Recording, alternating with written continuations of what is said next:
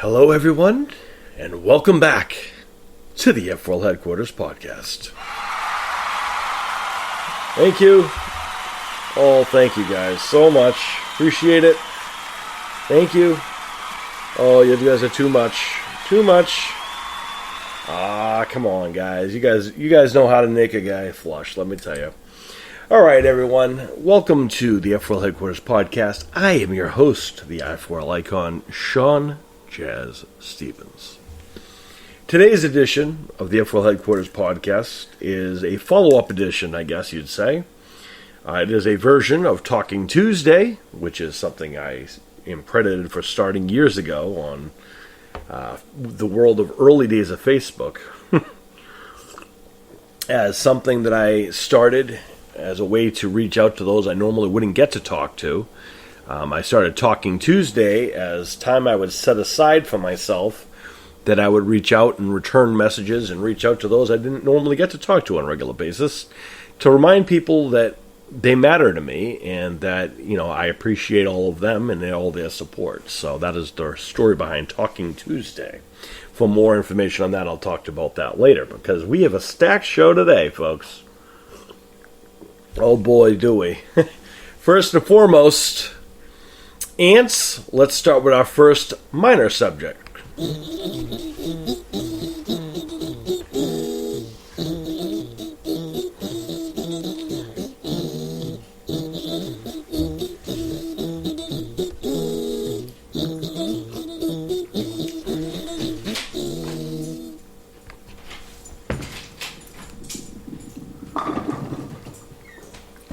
All right, ladies and gentlemen, the first bit of news we have, as my wife just got home from work, and I give Laura a kiss as she got home from work. Our first bit of news we're going to do today, we're going to talk about bowling updates for Bowling Warfare. As you guys have known, as I've been discussing, my son and I are part of a family bowling league. My first time doing 10-pin bowling, which is something that the world calls bowling. For me, it's a different style of bowling because, as I've mentioned before, it's a bit of a different than what I grew up with. I have to recognize the fact that people who, one, are familiar with bowling, if you're lucky enough to do that, are baffled by these various styles of bowling that I talk about. I grew up doing something called candlepin bowling. I was in a candlepin bowling league since I was a very young kid. I was 13 when I first started in a bowling league. A tradition I passed through my kids. My son is the one who really carries over. I have to be honest with you guys. My son has actually adapted better to this 10-pin thing. He's been doing the 10-pin thing longer than I have. But I gotta say, we're gelling well as a team. We're going into a league that has many teams, and a bunch of adults and mix of people, different skill sets. It's my son and his buddy and all our future in-laws. Also, shout out to Rena and Mike on their very successful marriage and so forth. We hope they're all the best. Mike returned this week from his honeymoon, rested, and I gotta say, he was surprised when we told him we were going into last week. We're tied for third, if you guys remember that. Well, this week, folks, I can tell you guys, we were in second place, ladies and gentlemen. That's right. The team the people who have never done a league bowling here in this environment, and me, who's never done 10-pin in a league before, we're in second place, ladies and gentlemen. And this is only our third week of bowling. This is only our second week of official bowling. This week, well, technically our third week, but it'll be our the first week of bowling, just so people know, when you're in a league, is really just to find out what your average is going to be. Your average is how many pins you have, what your pinfall average is throughout a game of three. So 3 strings, what your best outcome would be. Me, for example, because I'm still getting adapted, I have a fairly low average, which I'm very disappointed about. My son is actually one of the best bowlers on the team, as he's been bowling a long time and doing that particular type of bowling a long time. So we're really proud of him. What last night reminded me, and this is a lesson to everyone out there who's part of a team sport, one of the best things about bowling or any kind of a team sport, one of the things I'm a big advocate for is the fact that it's a great way for people to learn about how a team comes together.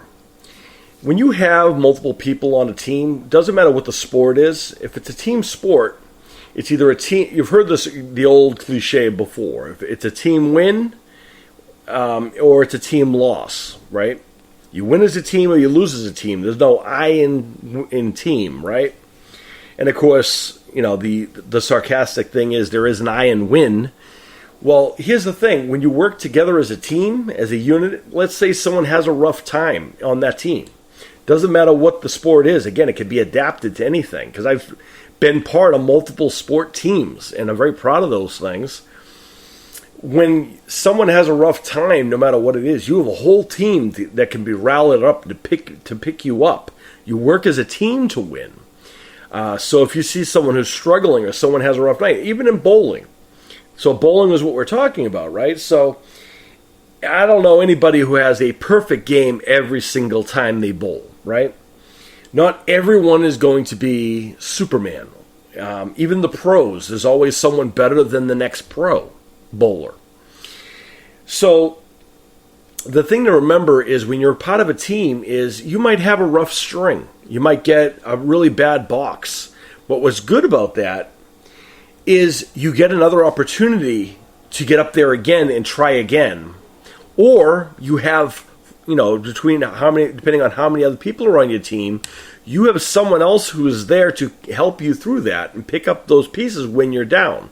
And sometimes when they are low and they're having a rough time, that's when you pick your game up and you can help do your part. The old strategy my uncle taught me once, and my mother also taught me this, was when you're bowling in a bowling team, whoever you're bowling against, your goal should be to beat that person. That's your independent goal. But ultimately, your goal as a team is to come together to, you know, show solidarity in taking down the opponents, right? And theoretically, the theory behind this method of beating your bowler is if each person on your team beats whoever they're bowling against, then theoretically your team should win ultimately. So that's the ultimate easy, you know, that's the, you know, what you're trying to do. But as you know, sometimes you have a rough time. You might get a little overzealous. Me, for example, I'm going from throwing a ball that fits in the palm of my hand that weighs the most 3.4 ounces to throwing a ball that is anywhere between 13 and 15 pounds. That's a bit of a difference. And I'm going from using my wrist to throw and my arm to throw. But I'm not making excuses. What I'm saying is eventually I'm going to be even better. Last night, I started out with a bang. I was doing amazing. Strikes and spares and right on. What I'm going to be honest with you guys about is I got to get used to what ball weight I'm going to use. As odd as that sounds. And I can hear people laughing in the background as I say ball weight. Listen, it's a family show, folks. Come on, get your mind out of the gutter. Not that gutter. Come on, guys. Not that gutter. Very nice, very nice. Okay, I see how it is. Thanks. All right, anyway. But anyway, the idea about that is, so coming into this week, we are in second place. That was our second week of officially bowling. So next week, depending on how everyone else did, I can't wait to find out, because I can tell you last night, I'm happy to report we defeated the team we played against again. They do a weird point system thing, which I am familiar with how that works. Unfortunately, again, in my style of bowling, it's a different point system. And we won, basically, again. And we've been on a winning streak as a team because everyone does their part. And sometimes we might have a rough time, and then that's when someone else steps up. For example, I really bowled well in the first string, and one of the other people on the team was having a little bit of a time kind of getting back into the swing of things. My son did his part in the second string, did really, really well. And then our friend Mike took care of the third string for us. And unfortunately, that was when I had nothing left, unfortunately, at that end of the night. And I'm very disappointed in my performance in the last string. But guess what? Next week is a different story. I'm going to come back bigger and stronger. And in between now and then, I'm going to try to make some time to go down and figure out this ball weight situation so we can adapt that. Once we have all that down pat, we will be unstoppable. We're already dominating people who've been doing this longer. That's incredible. Goes to show you sometimes, folks, the power of the F4L reigns over greed any day of the week. That's the lesson to be learned there. So that is our bowling update. We are, as of last night, we were officially in second place, and I will update you guys next week where we are in the standings next week. All right. So, Ants, take us away to our next subject.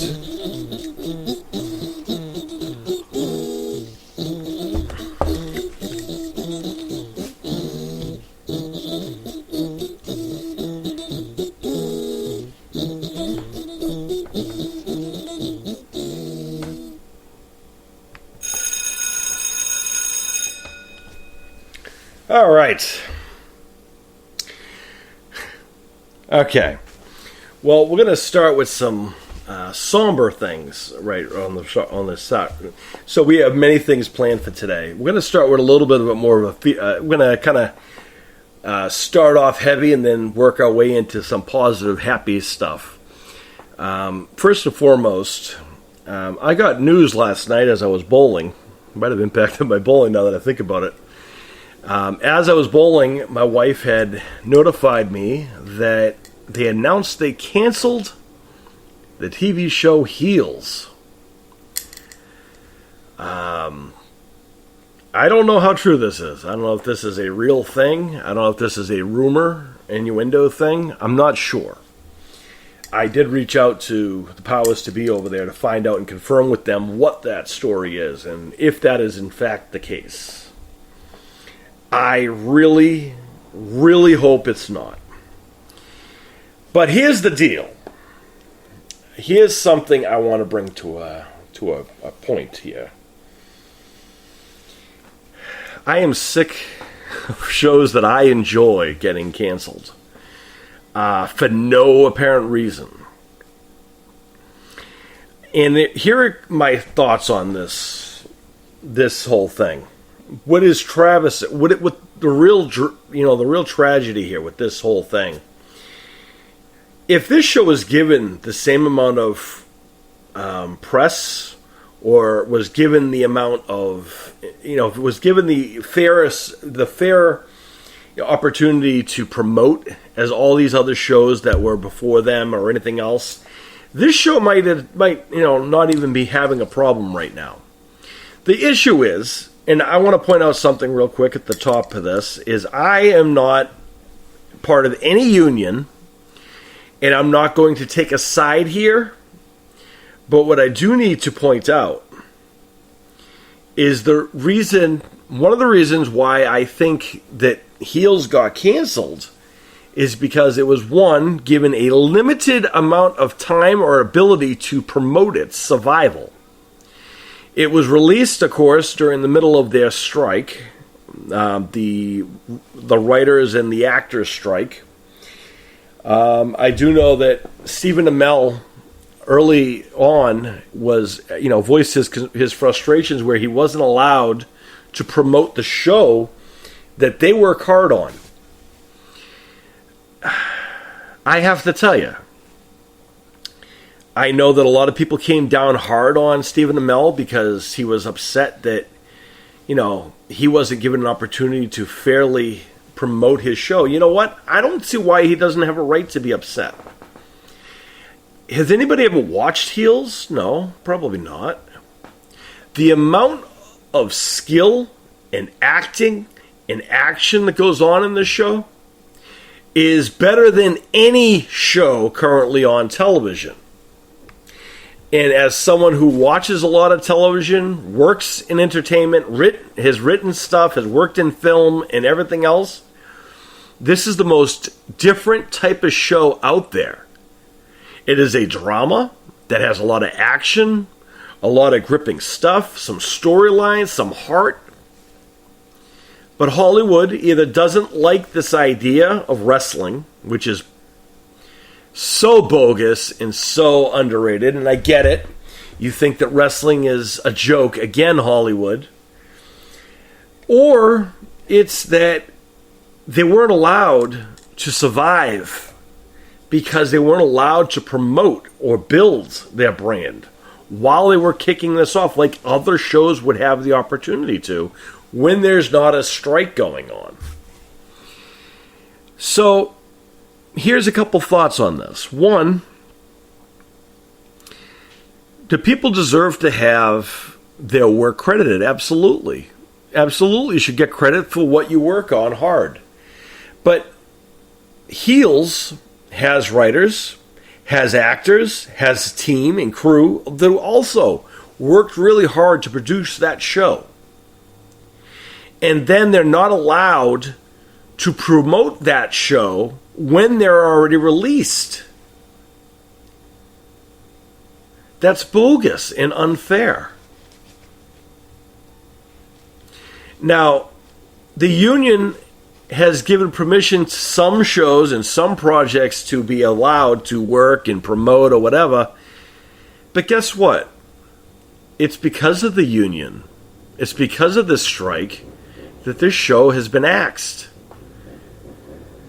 This show has cost writers and actors and crew members their jobs because that show got canceled. That's the casualty of war in this situation that I had warned about with this whole thing. And this is not the only... Now, here's the good news, some updates. As far as the Writers Guild goes, they apparently have some type of deal on the table that they're about to agree upon that would lift the work, lift the ban on them being on strike, the writers.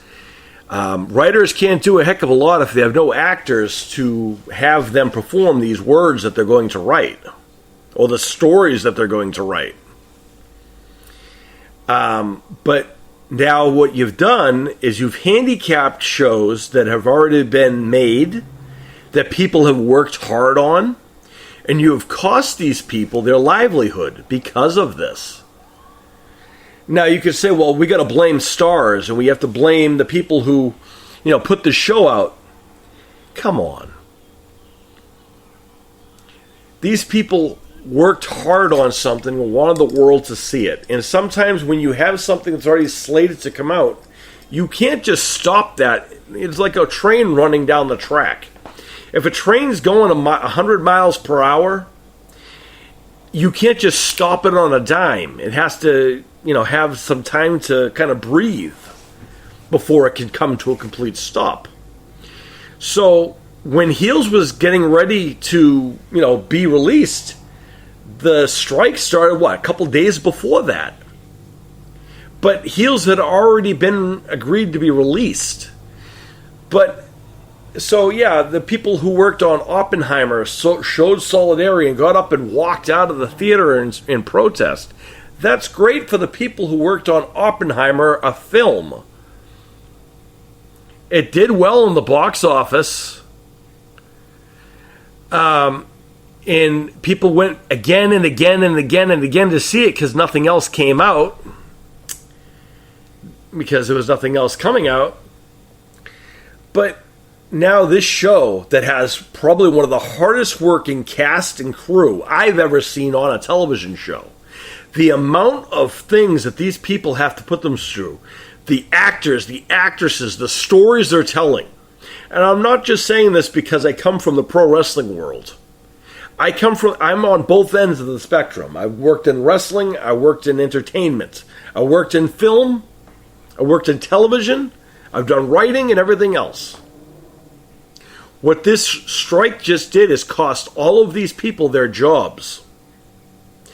And every time someone tries to do something that doesn't necessarily go against the rules of the produced by these unions, they get bullied into coming off, and they have to apologize so they don't ruffle any feathers. Why should they be apologetic for hard work that they put into making these things?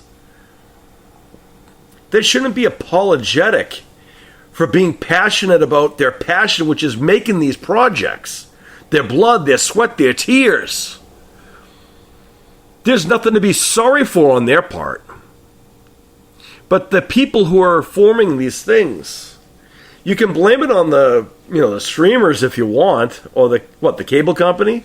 We're going to blame stars, the production crew behind the stars.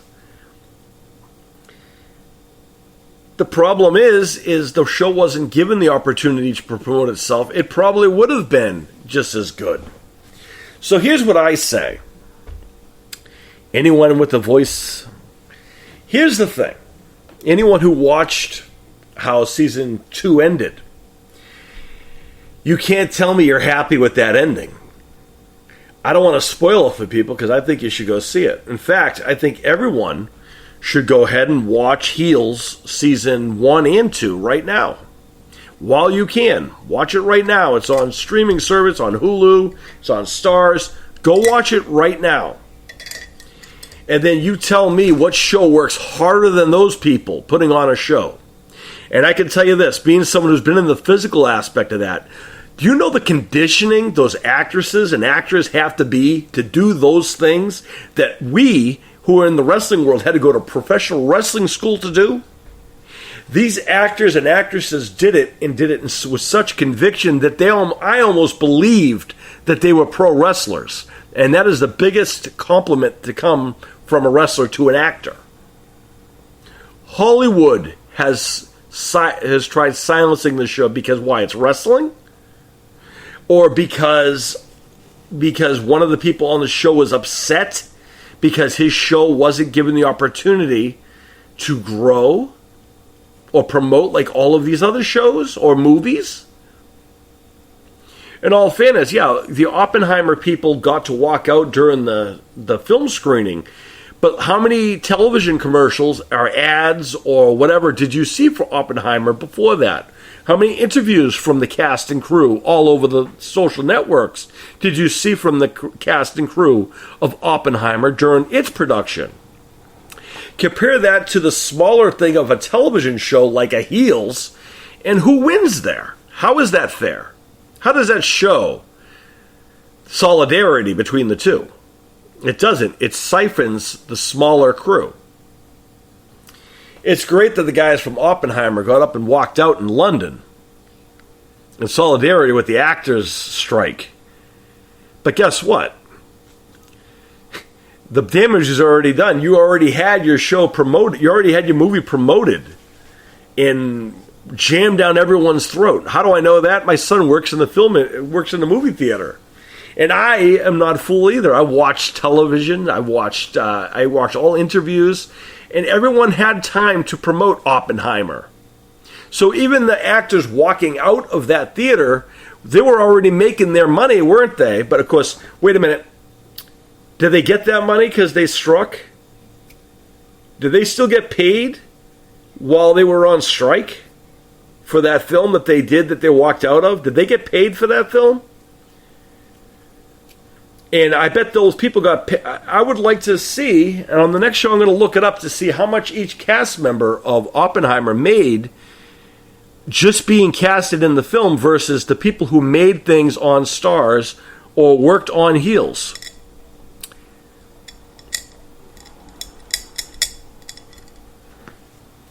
I did not see Oppenheimer. Why didn't I see Oppenheimer? I wasn't really interested in Oppenheimer, in all honesty. I know a lot of people in the world did, and a lot of people rave about it, and good for it. Congratulations, Oppenheimer. You did great work. But you've had time. They had time prior to the strike for them to promote that movie, too. Heels was not given that opportunity. They weren't allowed to, because by the time they were greenlit to release the show that was late coming out. They were shut down. They weren't allowed to. They were gagged not to because of the union. And I'm not taking sides with that, with who was right and who was wrong. And I'm not blaming, everything on the unions. I'm trying to stay neutral. But here's what I am annoyed by. The fact that here's a show that wasn't given an opportunity that is probably one of the hardest working casts and crews of any television show I have seen since I don't know when. The commitment level, let me read you off some of the people who are in Oppenheimer, ladies and gentlemen. The cast of Oppenheimer.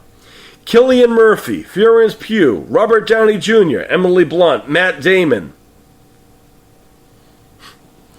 All of these people come with a huge price tag, every single one of them.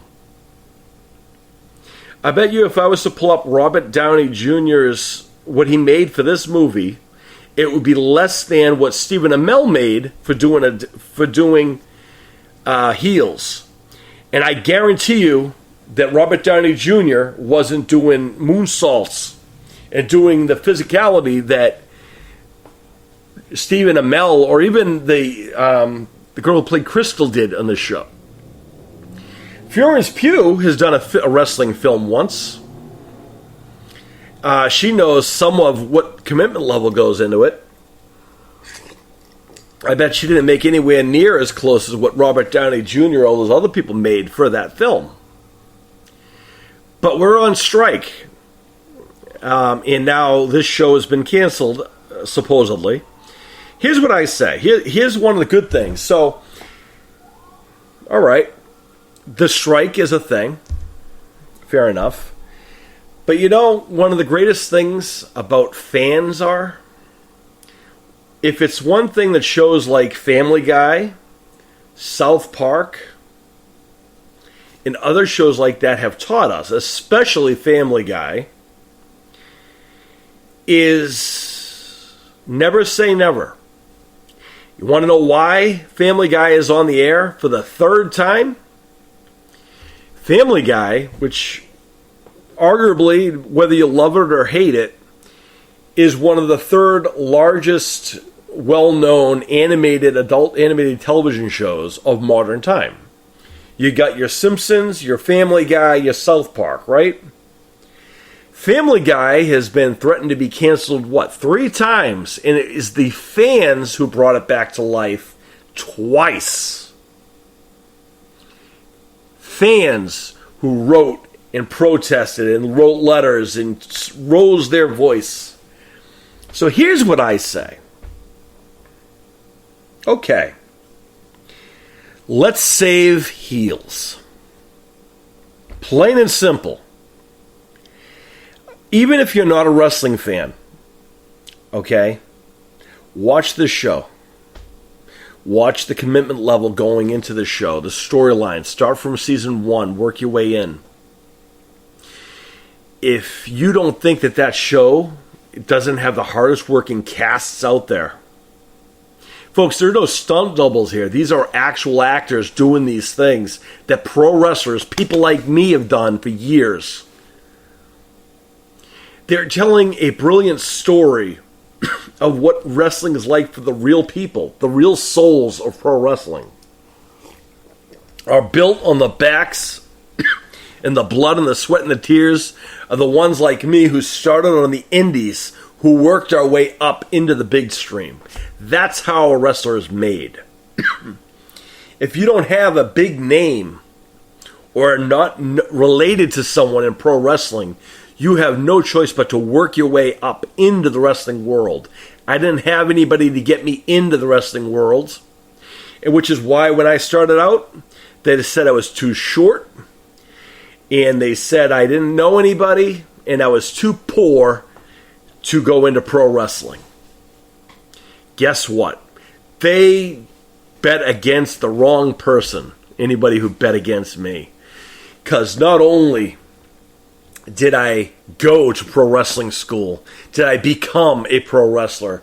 I got signed and I worked and I've been part of that industry for 20 plus years, folks. And guess what? I'm about to go back in because why? There are many reasons why I want to go back into pro wrestling. That's my blood. That's my first goal in life. Yes, I did martial arts for years and I got great joy in that. I love the human chest capacity. To perform, that adrenaline you get in front of the crowd is amazing. You can't explain it unless you've been there. And what I'm going to say is, anyone listening to this show, I urge you to write or email or tweet or whatever capacity you have. Let's save heels. Don't chastise Stephen Amell because he said something under the heat and he was upset because he couldn't promote something he was passionate about. Watch his performance in the show and tell me he doesn't have a right to be proud of what him and the cast and crew built. And then he's not allowed to share that with the world. Try to identify with that instead of looking at the pocketbook. So, save heels is what I'm going to say. There's no reason for this show not to be saved. There's no reason for this to be canceled. Yet. It ended. Here's what I'm going to compare it to. My other favorite television show growing up was Alf. And I will talk about this, and I'll spoil this one just because it's been so long that if you haven't seen Alf yet, man, you got to get with the times, folks. Alf is one of my favorite shows growing up. I started watching that at a very young age. Alf, of course, was about a alien being from Melmac, a puppet type thing, invented and created by the great Paul Fusco, who was a genius in my opinion. Had an amazing cast and crew. And yes, the puppet named Alf, that was actually, the alien, he was the star of the show, and his name's in the title. Come on, folks. We know what the name of the show is. The movie is called E.T. Granted, we know that Elliot and Gertie and all these other people are in it, but we know who the star of E.T. is. Alf is the same thing. Alf is the star of the show. These people are supporting characters to him. Sorry to burst the bubble on that one. But when Alf was on the show, was out there on television, and I don't know what happened towards the end.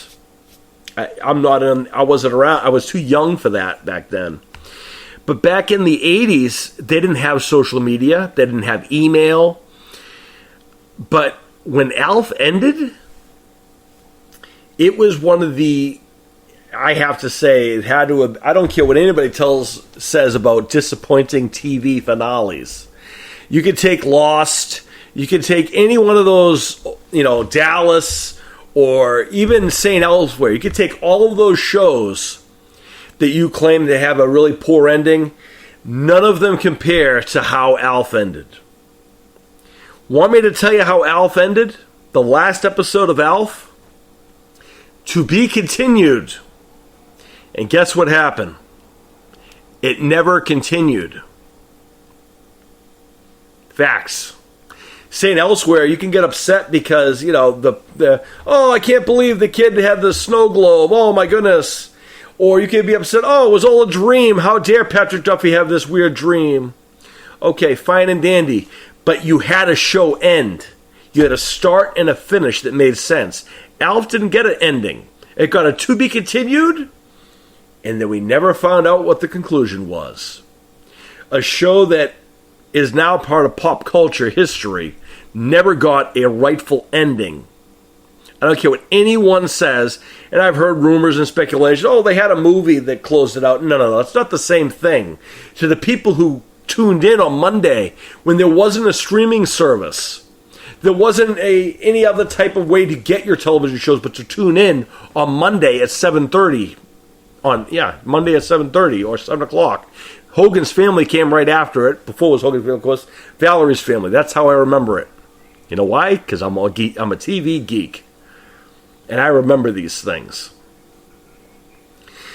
And I remember how heartbroken I was. We never got an ending to find out what happened to Alf. Did he get taken by the people? Did the Tanners save him? We never know. I'm not gonna spoil the ending to Heels. But if you watch Heels and you watch that last episode of season 2, if you tell me that's how the show should end, then I don't know.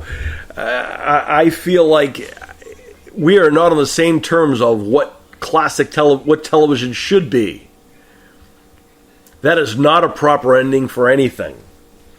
It was well performed, and it got the people ready for what was next. And to cancel the show now with that is a slap in the face to the actors, the crew, the cast, and all of the fans who did tune in to watch Heels. And I bet you if people go back and watch Heels now, they will also feel that. Well, what? What do you mean? So, I'm starting a hashtag. Hashtag Save Heels. Bring it back. And, now that the unions are, starting to, the writers' union is going to be rifted. Hopefully the actors' union, can end that as well, and they can come to agreements. Again, I'm not saying that no one deserves to get treated fairly, but you being treated fairly just costs people their jobs, which isn't fair to them who put their blood, sweat, and tears into a project that prior to the strike had promise. It had a future. You killed that. So thank you on that. I can't believe that went longer than I was on that, and I apologize. But guess what?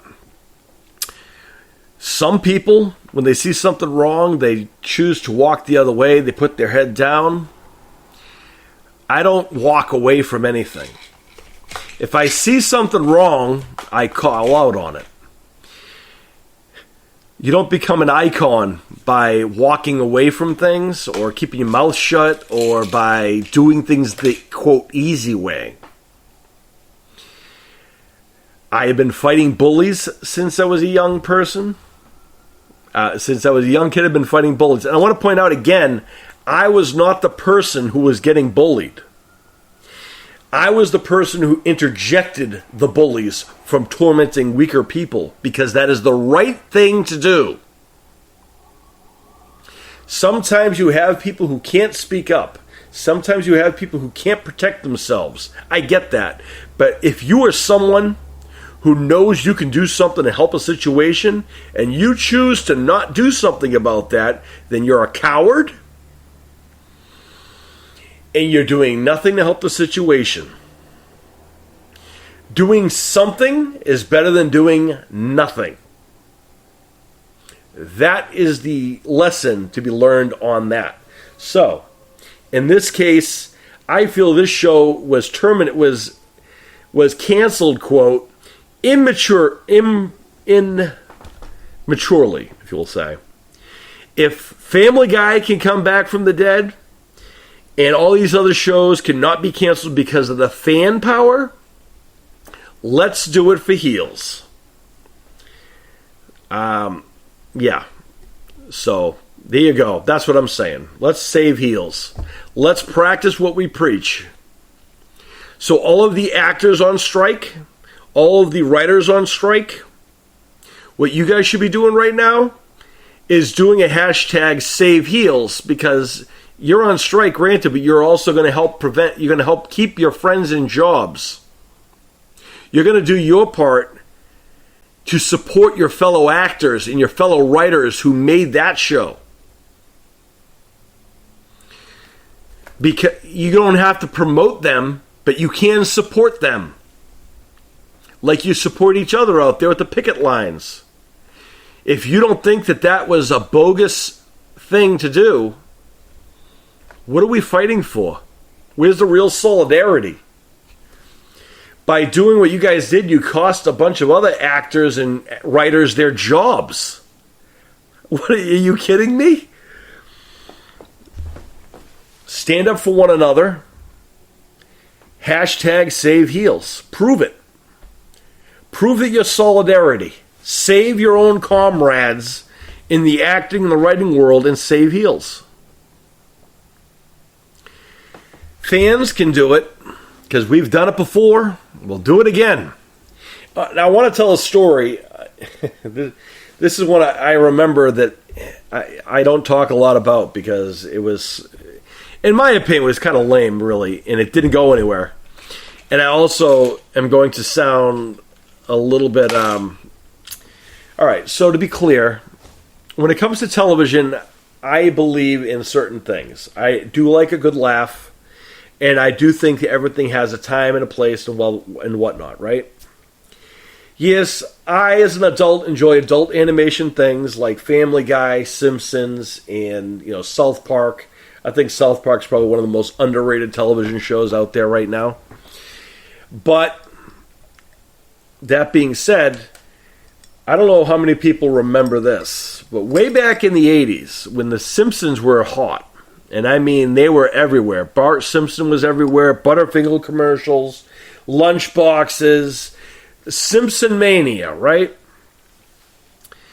They wanted to do a show for Itchy and Scratchy. They wanted their own spin-off show. And I have to say, I enjoyed The Simpsons. I grew up with Bart and them and all that. The Itchy and Scratchy segments within The Simpsons, they were a different animal. They were, well, no pun intended. Hold on. Thanks. Anyway, Itchy and Scratchy, which is a show that The Simpsons watch, kind of like Terrence and Phillip for Family Guy. For South Park, or, I guess Family Guy doesn't have really anybody who they consistently watch. Maybe Conway Twiggy or something like that. But anyway, we're comparing The Simpsons. Simpsons, way back in the day, they wanted to have a spin-off of Itchy and Scratchy because the people thought that they should have their own show because Simpsons was hot.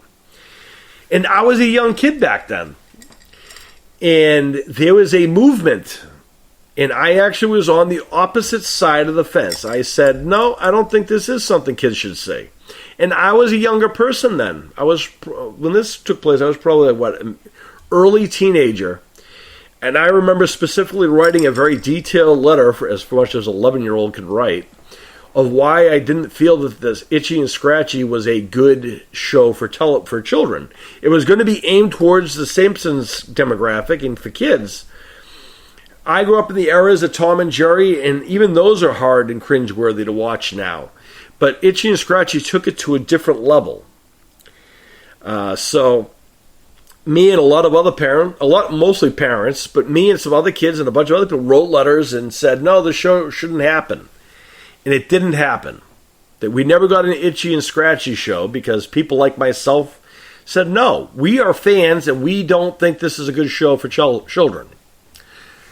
I know. I just lost a bunch of cool points because I prevented people from watching an Itchy and Scratchy TV show.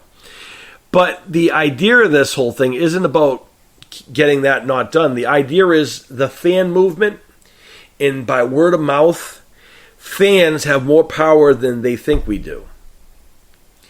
And up till now, none of the fans have said anything about any of this going on right now. For the most part, it's all been the actors, the writers, and the people who are doing trying to make a living in this field currently, who cannot do these things. That is who this focuses on. The fans have said nothing, really. The fans haven't done anything except to laugh at all of these people. Or come at a different level. Because they don't know really what's going on. Here's the thing. Me being me, I see things in three different ways. I can understand the writers and the actors wanting to be, compensated right and wanting to be treated fairly. I get that. Okay? I do. But I don't think it's right to prevent people from building something that they've already built. If they've already made something that was already slated to come out, you can't just say 2 days ahead of time, no, you're not allowed to do that when they already have things set up. That's a gang mentality. That's not right either. So I understand where they are coming from. So I'm not picking sides. What I'm saying is there needs to be a mutual thing. But there's victims everywhere here. And the fans have been silent because most of them, let's face it, a lot of people don't really know what they can or cannot say. They don't know what power they have. And now I'm going to pull the rug out from everyone's legs and say, your fans are more powerful than every single one of these entities. You want to talk about actors who walk out on their movie premieres? How about when nobody walks into a movie theater in protest? How about when no one turns on a television set? Because the fans rebel. The fans, your people, the people who you're supposed to entertain. You're complaining you're not getting paid enough. I get that. You should be paid fairly. But you know what? I think Florence Pugh should get the same amount as Robert Downey Jr. Why is she getting paid the same as Robert Downey Jr.? Why isn't she? I think the actors who are acting in the film, who are getting paid to be in the film, should get paid the exact same fee. Because that's what the actor says. That's what the union should say. The union dictates who gets paid what. Right?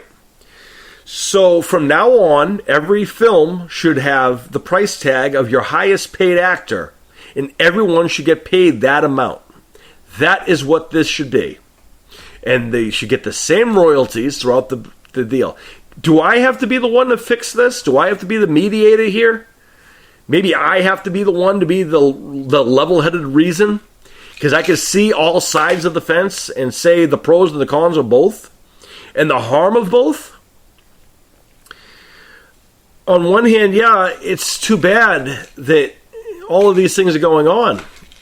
These studios, these people who work on these projects should be getting paid. Right. Now, here's the other thing. Should also, if they lose money on these shows, should you get money taken away like the streaming services are losing? Fair to say, I don't know if you actually know, but the streaming services aren't doing well. I don't know who told anyone that whatever show you're working on is doing so well on the platform. Maybe the platform provider, maybe the streaming provider itself may embellish those things a little bit to make them sound cool. But I got bad news for you. They're bleeding from those things that you're writing. The work that you're putting together, they're losing money on. So, on the same sense, if you want to be compensated for the work that you do, should the studios fine you for money lost that they invest in your projects? Is that a thing? Is that something that no one's thought about? Because, see, I'm not part of the union, so I can't speak to what a union does or doesn't do, but here's what I do know. I'm told that, the union's getting credit for getting some deal for the writers. Cool, but what did they do? They told you not to work. Did they also waive your fee to be in the union? Did they also freeze those?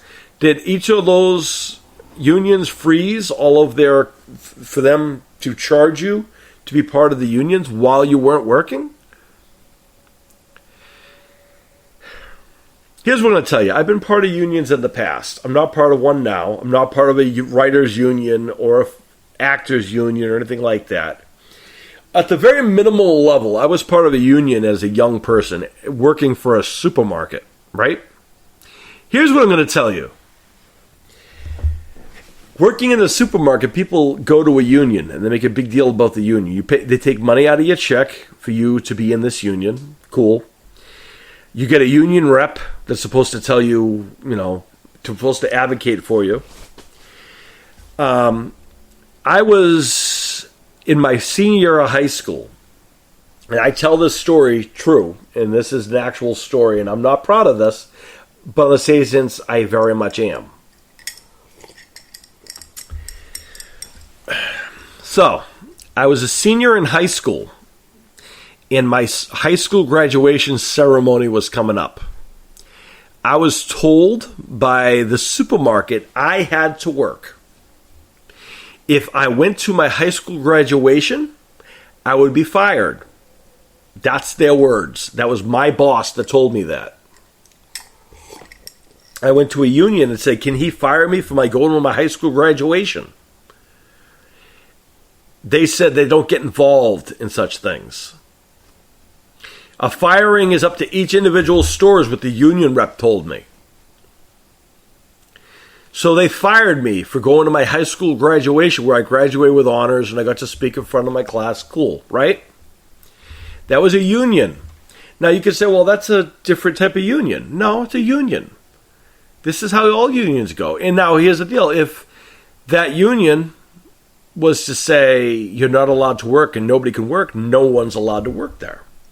And if they do, if those people who, feed their families at a supermarket go into that supermarket to provide for their families, they get chastised by everyone who's picketing out front.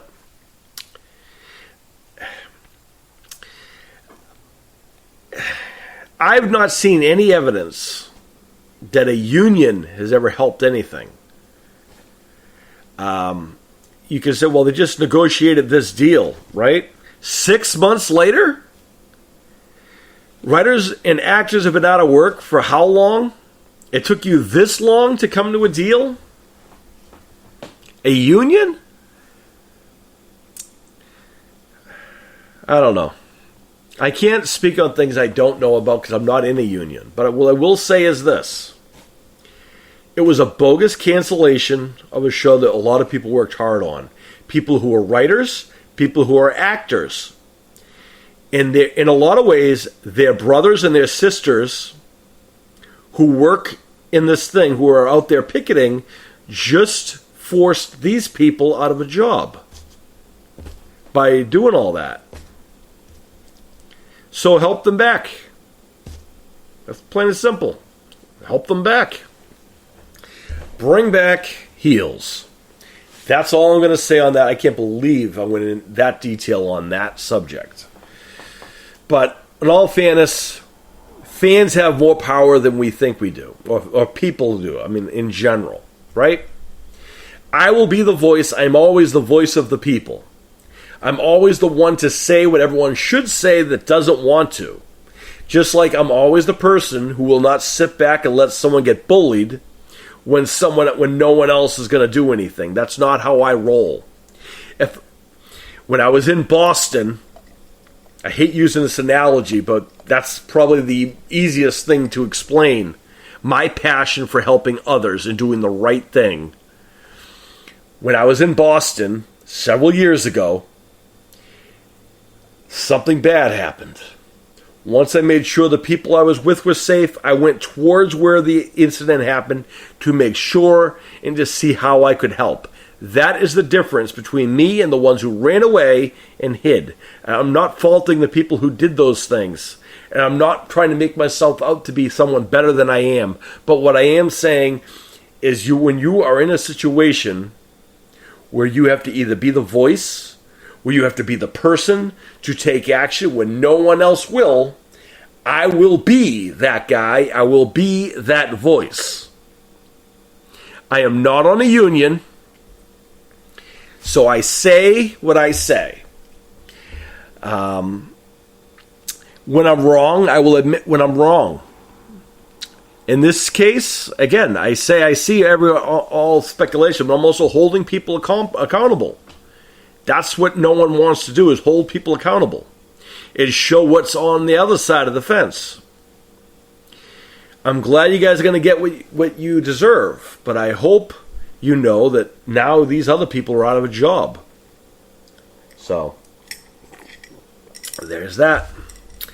Let's go to our next subject, because I don't want to get into a bad mood or a damper thing. We got to cheer this place up. So, watch this. Being the voice of reason, save heels, on to the next. Ants.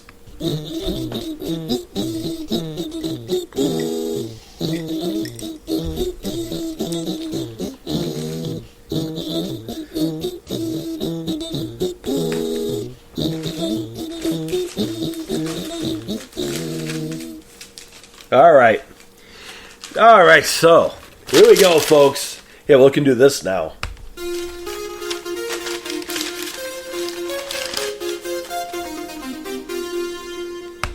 All right, folks. By that, you know what that. Hopefully, you probably don't know what that means. Anyway, I'm going to tell you.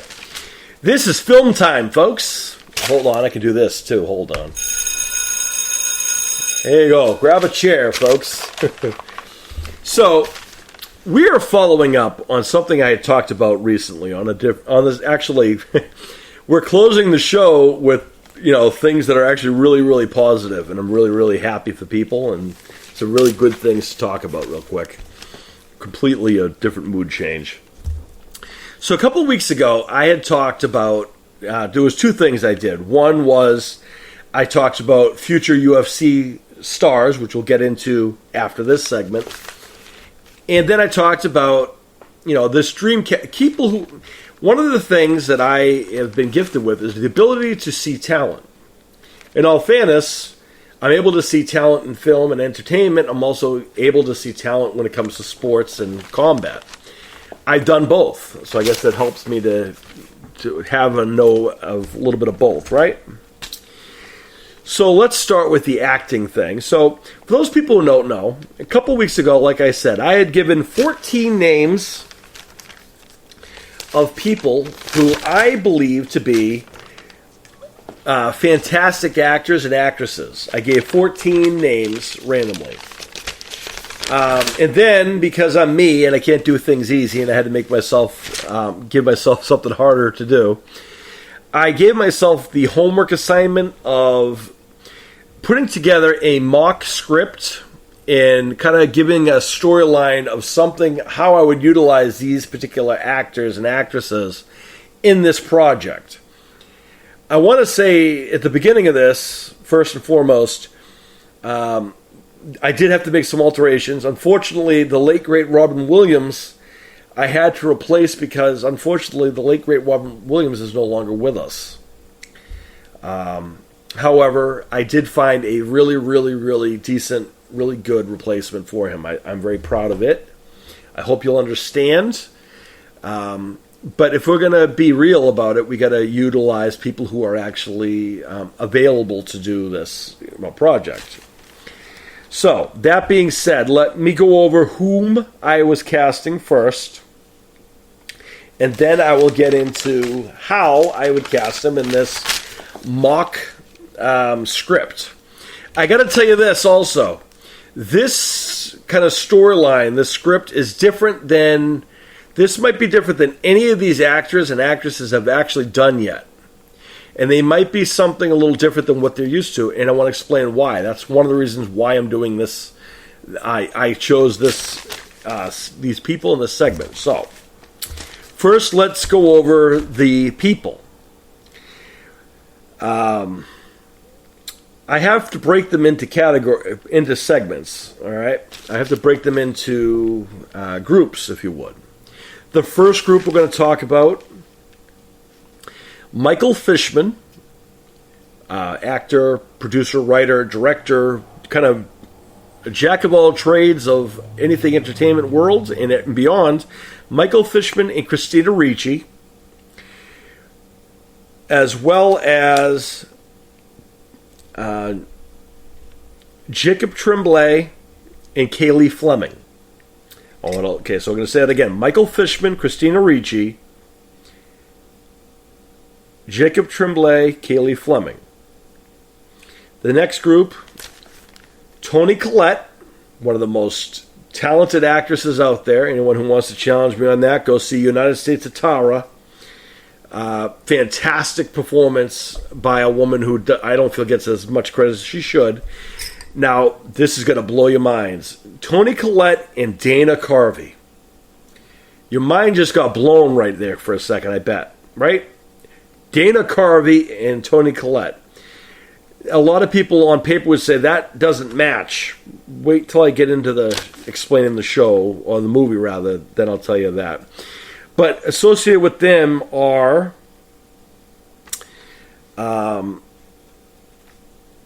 they have Kaylee Fleming. They have Andy Walken are going to be with them. So Andy Walken is associated with Toni Collette and Dana Carvey. Andy Walken. Next group, Danielle Harris and Dane Cook. Wesley Holloway and Elliot Fulham. By the way, Elliot Fulham is the replacement for Robin Williams, believe it or not. And the last group is Scout Taylor Compton and Tyler Mane, who you guys might know as Rob Zombie's Michael Myers or Sabretooth. And they are going to be teamed or paired off with Christian, Christopher, and Sean Convery, the Convery family, if you would. Okay, so let me go over these 14 people again, in case you are not following. So let me read off these names again. Danielle Harris, Tyler Mane, Toni Collette. Okay, try this again. Michael Fishman, Christina Ricci, Toni Collette, Dana Carvey, Danielle Harris, Dane Cook, Scout Taylor Compton, and Tyler Mane. And then Wesley Holloway, Kaylee Fleming, Jackson Robert Scott, Andy Walken, Jacob Tremblay, Elliot Fulham, Christopher Christian, and Sean Convery.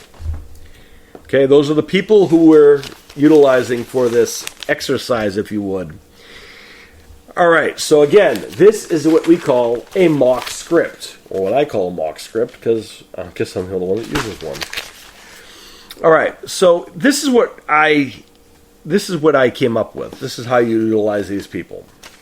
The storyline, the movie is called Bernie the Bat. You heard that right, Bernie the Bat. Let me tell you the premise. Home. When four families win an all-expensive trip to Down Under to compete in one of the world's largest talent shows, the Aussie Open, what they find and they discover is their kids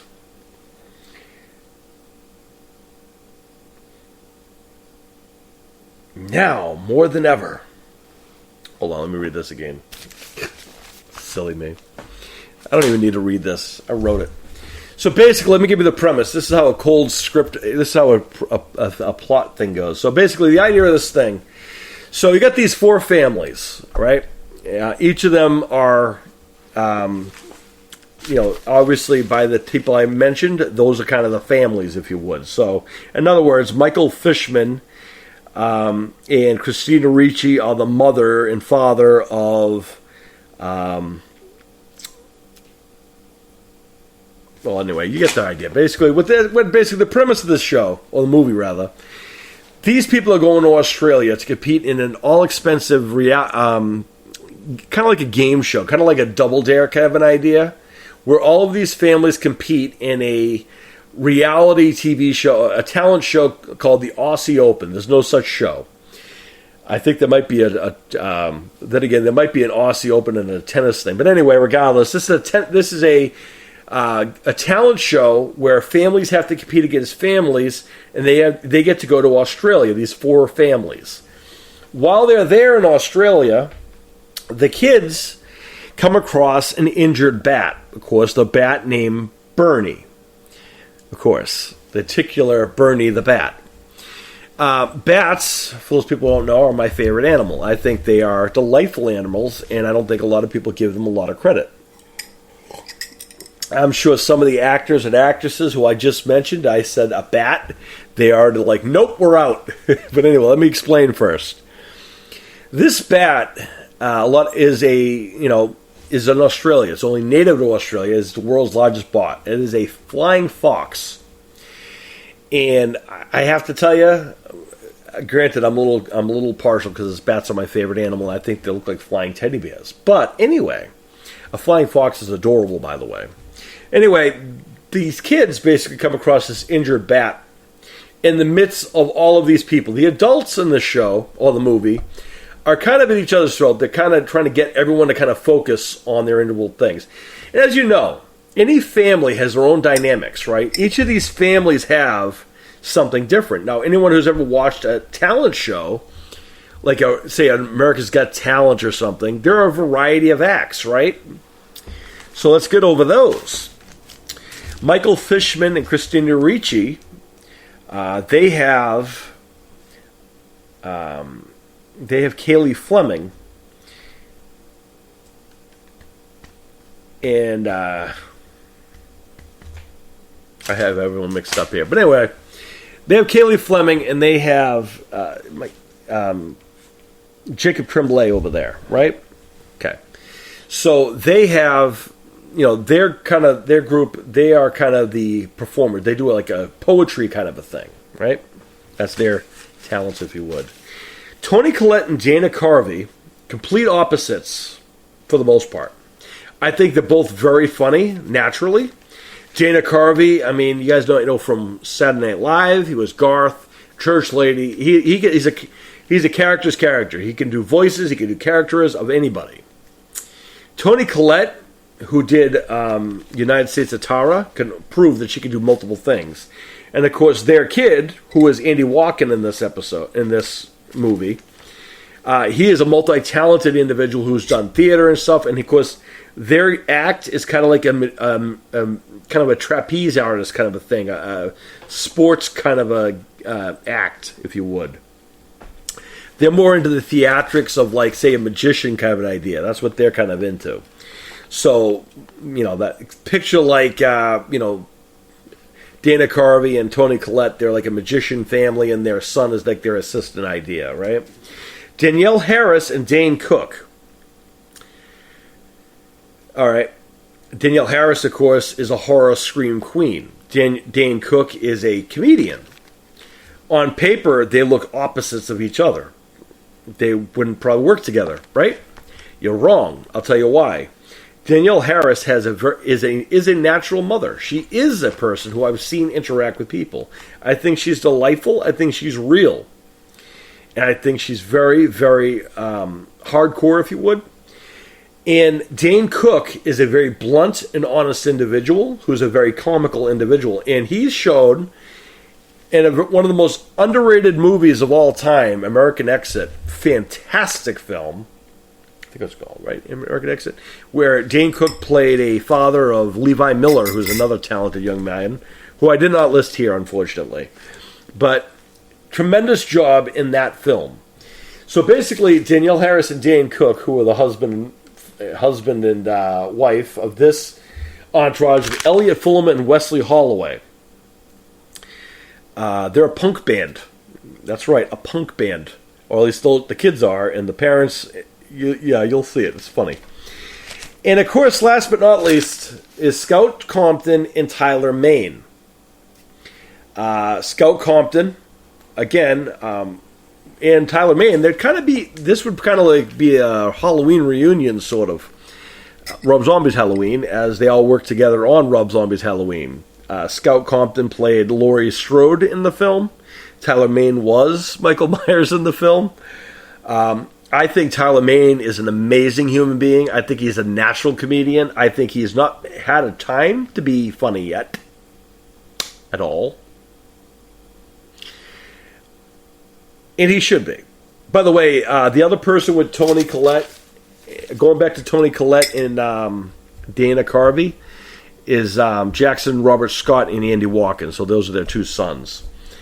By the way, Dana Carvey also has, I think, two sons, so it works out well. And also, Jackson's a natural comedian. He's naturally funny. I've not seen Jackson do a comedy role yet. And I think Jackson should be in a comedy role. He's done horror fine. He's good with the one-liners. If you actually spent any time getting to know Jackson Robert Scott or seeing Jackson Robert Scott in person, he's a ball of energy anyway. I have said numerous occasions, I would hire Jackson Robert Scott just to have him on set to keep everyone awake. That's how amazing he is on feeding off his energy level. And sometimes you cast for those things. That's how I look at things, is how everyone works well together. And the fact that Scout Compton and Tyler Mane are now going to be a couple in this movie. By the way, this is a family film. Did I mention that? I don't think that... now, granted, Michael Fishman comes from a TV family sitcom. Christina Ricci's done family-type movies before. Toni Collette, I don't know what family shows she's done, really, but she could probably do a family film. Oh, no, wait. Well, I mean, she did Little Miss Sunshine. It's more of an edgy comedy, though, right? She did a great job, though. Dana Carvey, I mean, you could put him in anything. He's going to fit in. Danielle Harris, Dane Cook, Scout Compton, Tyler Mane, on the other hand, Danielle Harris and Scout Compton are known as horror scream queens.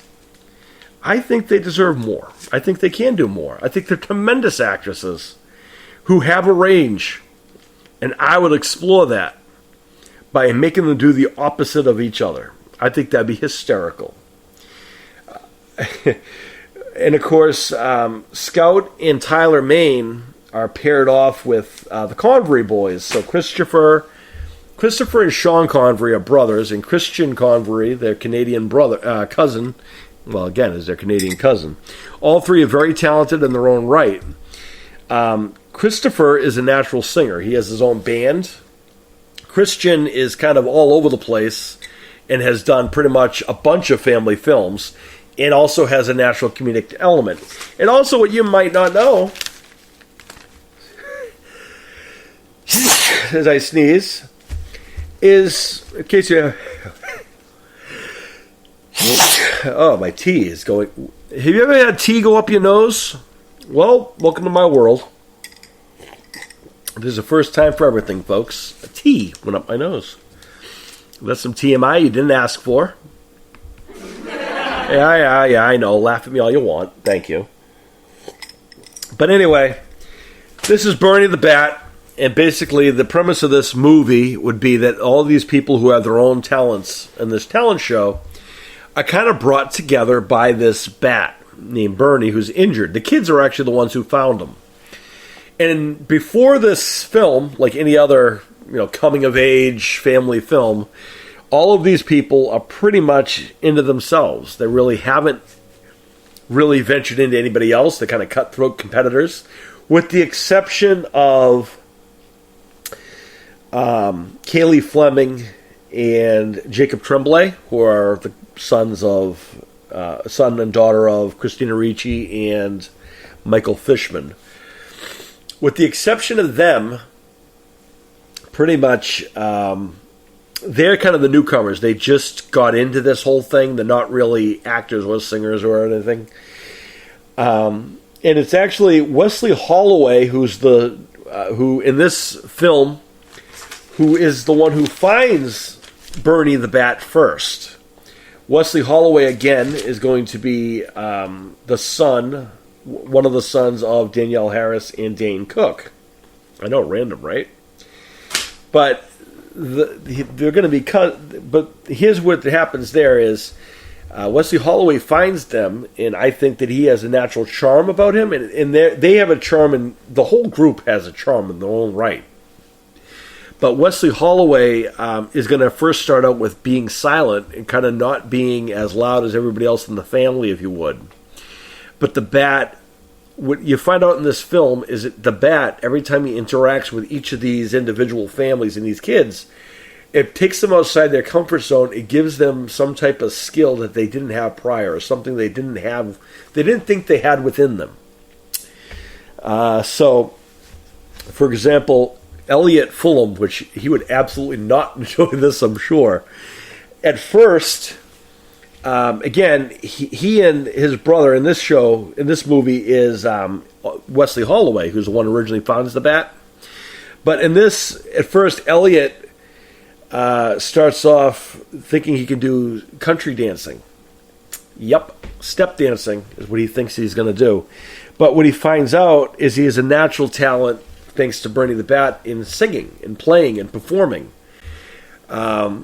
So they changed their act into a musical act. And Wesley Holloway, who has a theater and stage performance, who, by the way, has also worked with Elliot Fulham and Danielle Harris. So there's a connections there. And I think they'll work out really well for each other. So that's kind of the magic of Bernie the Bat interacting with that family. Michael Fishman, who has Jacob Tremblay and Kaylee Fleming, Michael Fishman and Christina Ricci, who have Kaylee Fleming and Jacob Tremblay, they are into the element of, like I said before, they're kind of the newcomers coming in. Bernie the Bat kind of shows them that they have some type of skill that they can do together, which is dance, believe it or not, which is going to be delightful, I'm sure. Michael Fish would love the opportunity to dance. And basically, what they're going to become is they learn about the past and the history. So what they're going to do is like a tribal dance showing heritage. Him, Christina Ricci, his wife. And what they find and they discover is that they have a natural ability to be within nature, if you would. So what they're going to do is they're going to kind of do like the... showing the historical elements and so forth like that, and they'll do like a rain dance kind of an idea as they are tripping into that kind of stuff. I think it'll be delightful.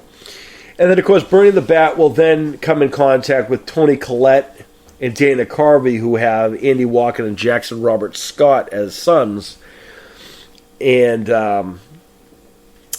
again they kind of.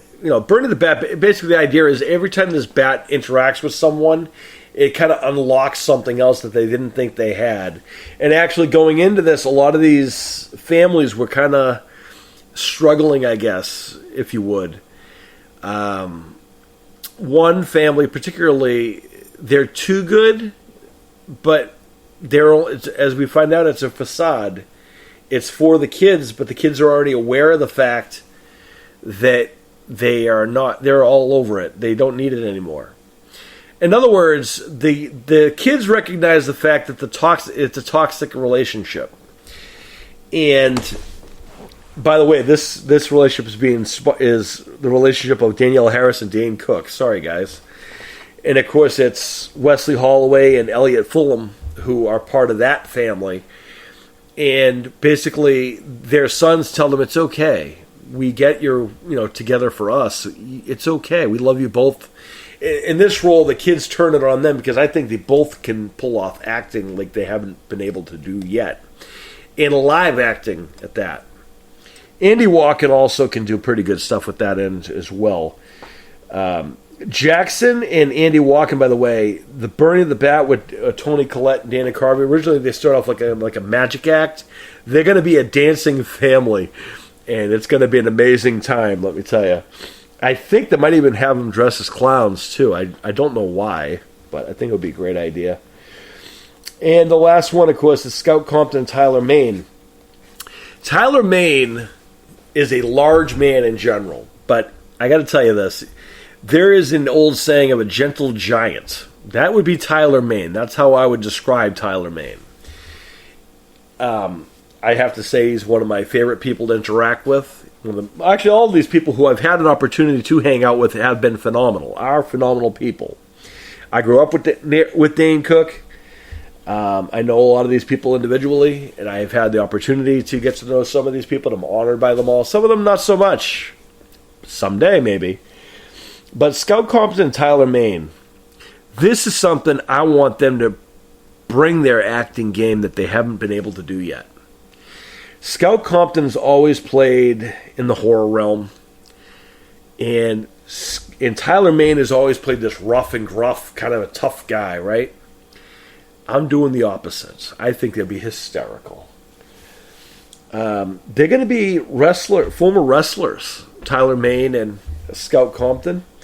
Former wrestlers, and their sons, originally, they want them to be kind of the Three Stooges. But as they come to find out, they're actually talented. They can actually sing, and they become a band to the horror. And that's going to be a great time. And the thing about it is, taking those groups, they can pull that off. And again, this is when they encounter Bernie the Bat, who gives it that. So it's a really good time, and I look forward to it. So, I mean, it's a really good time to look forward to it as if it's a real thing. It's not. I want to point that out again. This is not a real project. This is just how I would look to cast a project. If these people were to show up at a project that I'm working on, Jazz, we're making a film. I was sending these people. Find something for these people. Well, this is the film I came up with, and this is how you would utilize them. Let them show off their talents on screen, and people will be blown away. And let them do something they haven't been able to do before. And in some cases, like, Tony Collette and Dana Carvey, I think they're natural parents. Dana Carvey is incredibly intelligent. People think that he can just do the voices and stuff like that. He's a really intelligent individual. You have to be smart to do stand-up comedy. I'm sorry to tell you that. I know a lot of people think that comedy is all jokes and fun and games. Yeah, like that. But people like him, then you got, of course, you got Dane Cook's there too, who's like a newer comedian compared to Dana Carvey. But the elements of each other would really work well against each other. And just to see these people interact, and also how different each of those are. I honestly think that Michael Fishman, Christina Ricci have a very similar approach and a very similar personality. Tony Collette and Dana Carvey, even though they come from different kind of acting realms, what they're known for, I think sometimes they say opposites attract. I think they could buy that. I could actually see Danielle Harris and Dane Cook, being involved. But I could also see them, who are sarcastic in nature and comical in nature, both very strong personalities. That works. And Scout Compton and Tyler Mane, switch that stuff up. Why does Tyler Mane not have to be silent all the time? Tyler Mane is a tremendous individual. He has a great deal of intellect. Let's use that. Let's make him a history teacher. And let's make Scout Compton a music teacher. And then see how that works there? And then everyone who else I mentioned, that's how you utilize each of those skills. And that, ladies and gentlemen, is my presentation on the follow-up to the 14 people who I would cast and how I would cast each of them. Because they all have their own talents and individuality. I think Kaylee Fleming being teamed with Jacob Tremblay would work really well. I think that would be the case where Kaylee Fleming would be kind of like the tough, mean girl. Or one of those films where the sister is kind of more, let's say more masculine than the brother is. I think that would make it more sensible. Not saying that Jacob Tremblay is not talented. He is very talented, but I think that would work really well as a duo. Kind of like young Sheldon and the girl who works with him with Ian on that show. That's a tremendous, working environment. All right. So that's my casting. That's how I cast everyone. Yes, Wesley Holloway would find the Bat first, and at first he would be kind of quiet until Bernie the Bat gets there, and then he just finds his voice, and all of a sudden they become this punk rock group. Him, his brother Elliot, and Dane Cook and Danielle Harris. And again, that's going to give them both Danielle Harris, both Elliot and Wes opportunity to grow as a dramatic performance, because to have that element where they have to let Danielle Harris and Dane Cook know it's okay that you guys have to split up and get divorced. We don't care. We love you both. We support you both. We know this isn't our fault. Let's have a movie about separation, divorce, that doesn't insult the intelligence of the audience. Because there are elements, kids know when people get divorced, and there are some instances where kids are okay with it. Let's highlight that. Let's be groundbreaking. I think those people pulling off that act would pull that off perfectly. There you go. That's how you use all those people. Shout out to every one of them for being the amazing talent that they are. But now, we're getting ready for the, quote, main event of tonight's episode. So, ants, you know what to do.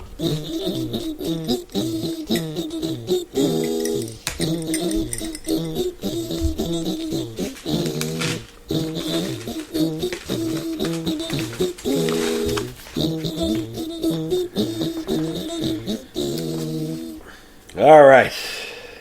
Oh, yes, you know it. Of course it is.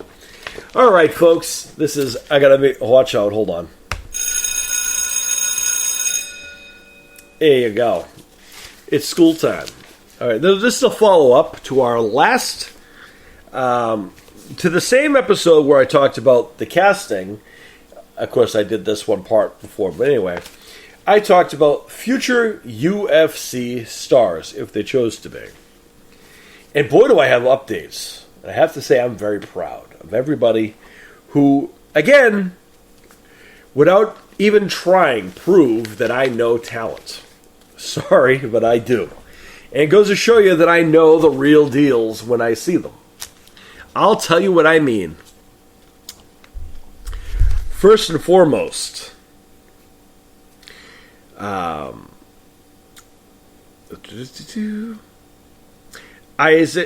first and foremost, since that last episode, I mentioned 14 people or groups of people who are future UFC stars if they chose to be future UFC champions. Now, for those people who don't know, I'm talking about people who are doing youth people who are in youth MMA, if you would, trained in different combat styles. Whether it be BJJ, which is Brazilian Jiu-Jitsu, Muay Thai, kickboxing, martial arts of any kind, boxing, whatnot. Anything you would see in the UFC, basically there is a huge movement of youth. I mean, there's always been youth competitors. I was one of them way back in the day. And again, in my day, in the 80s, we called it freestyle. Where, again, when I competed, it was you competed against different schools who were in your... up and down the East Coast, we would compete against other schools at these events that they had almost every weekend. And here we are, year 2000. Oh, and then also, you didn't brag about it, you didn't talk about it, because outside of the realm, outside of that hall, outside of that dojo, off that mat, when you went to school, you didn't talk about martial arts, you didn't talk about training, because you became a target as well. It was not something that was looked at as a cool factor. You didn't get, people didn't think, oh, that's awesome. People kind of, treated you kind of poorly for it. And it's not because, you're undervalued or you're not tough. It's because they're punks, and that's what people do. And people are naturally jealous of people who can't do the things that they can, or people are often either afraid or they're jealous that someone else has someone else's success. So a lot of the times we'll see, in a lot of cases, now remember, I do a lot of work in the human services field. That's where everything bleeds together. But a lot of the cases when it comes to bullying, granted, there's never, ever, ever going to be an excuse to bully anyone. Nor is there ever. And nor do I ever condone such thing, nor will I ever. I am enemy number one when it comes to bullying of any kind.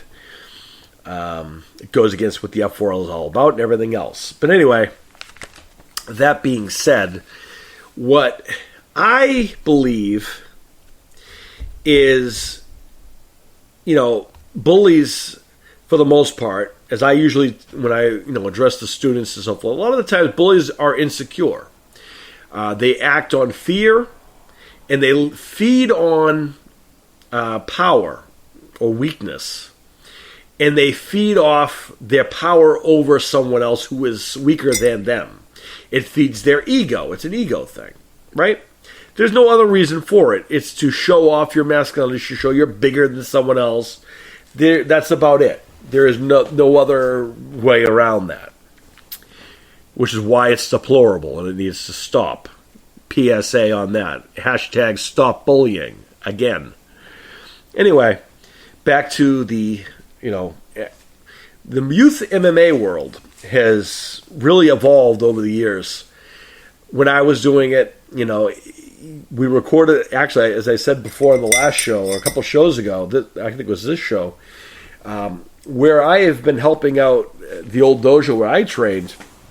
The guy who took over, who actually was training with me as a youth, is now the sensei of the show of the dojo. Now he took over since our sensei passed away. He became the trainer over there, and he's been training the future of MMA. And I think it's important for people who have been there and done that. I think it's important for people when they're at the element that they have something to offer someone who might not have a tool or a trick or knowledge of something.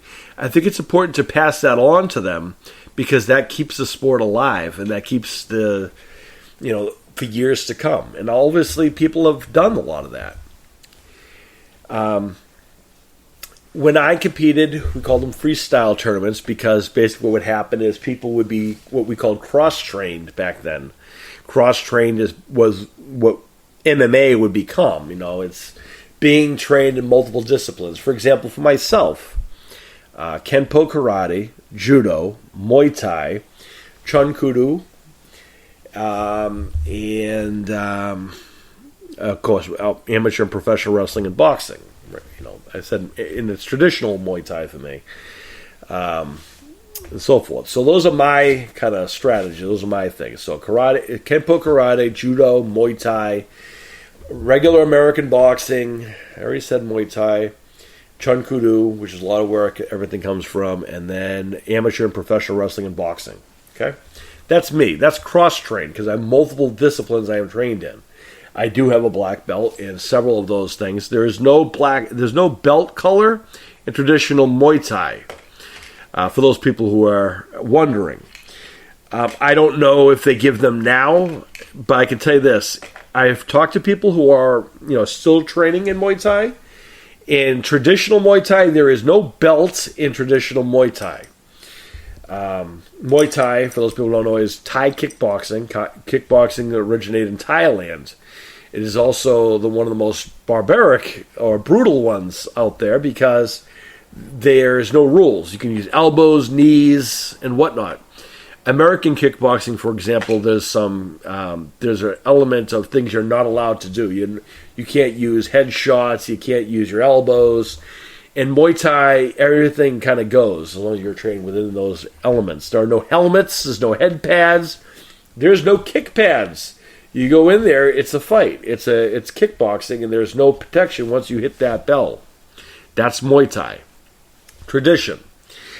And I can say that I've seen some, and they are still living that. They are still practicing that very same style I learned years ago. So there's that. However, it is not the 80s or the 90s anymore, and now it actually makes me feel kind of good that people are able to be proud of being martial artists, being proud to train. And that makes me proud of people. That makes me proud that, people do such. It makes me proud that, you're able to, go to a school or go to wherever and you can say, yeah, I train in, some type of martial art. And the kids in school don't look at you like you have five. I mean, they might still, but for the most part, now, they'll high five you. It's the same thing as if you play American football or, hockey or something. It's respected now. Back then, it was not.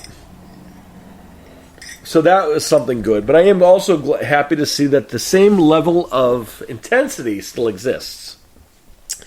And the other thing that exists is my ability to be able to spot someone from a mile away who are the real deals.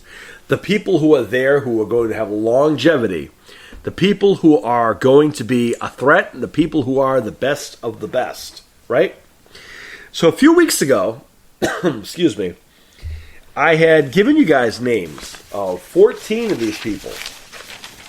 You may have heard of them, you may not have heard of them. Regardless, when I mentioned those people, every one of them, I backed every single one of those up. And I'm going to go over some of them. Where is my little thing here? I don't even need that. I don't even need this. I don't know why I'm looking it up. I know who they were. All right. So I talked about some people on the show, and I shouted them out. And I got to say, I'm very happy to find out that people have heard that I have shouted them out. That one makes me feel good, that I know that they're getting recognition, and that they actually hear someone saying nice things, and hear that they are being recognized for their hard work, their grit factor, their being able to be recognized for the amount of work that they're putting into their craft. That's what I'm doing here.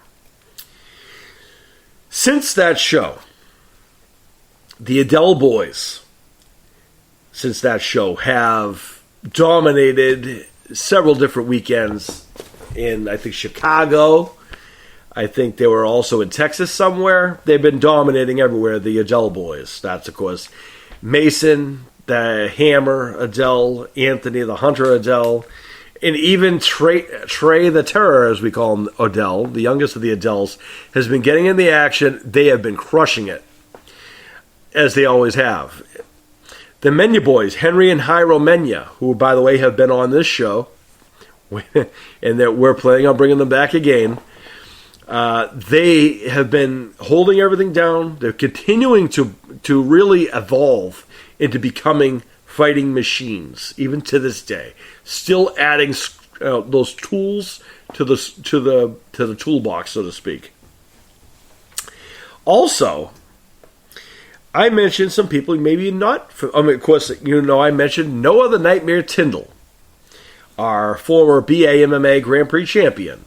In fact, well, Noah over the weekend retained his championship over there in Liverpool and reclaimed and reminded people why he is indeed, on our show or off our show, he is the Nightmare, Noah Tyndall. And Noah, we couldn't be prouder of.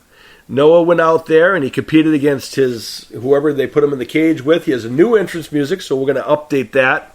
We are planning on bringing Noah back in here too.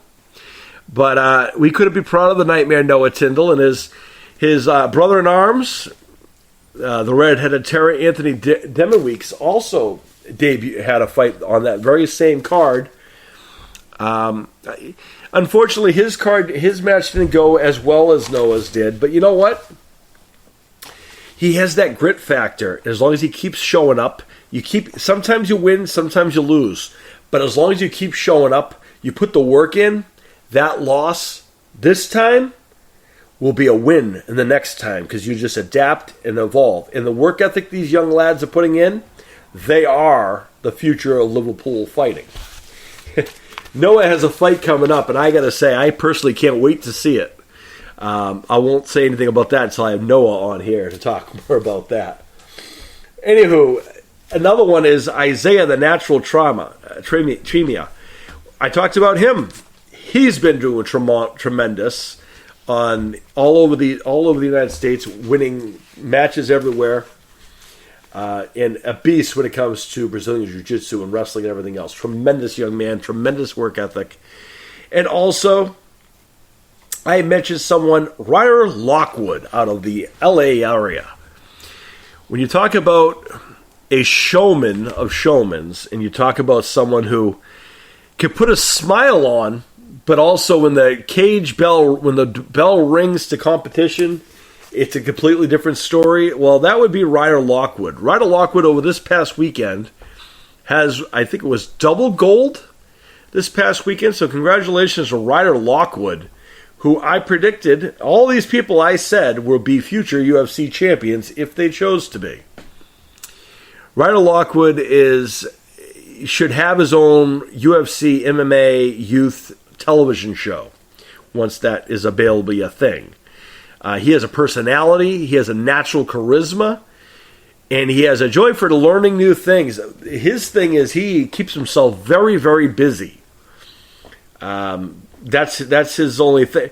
That's not a bad thing to be overly busy, by the way. He's always busy, always involved in something, and that's not a bad thing. That's a good thing to keep yourself on your toes.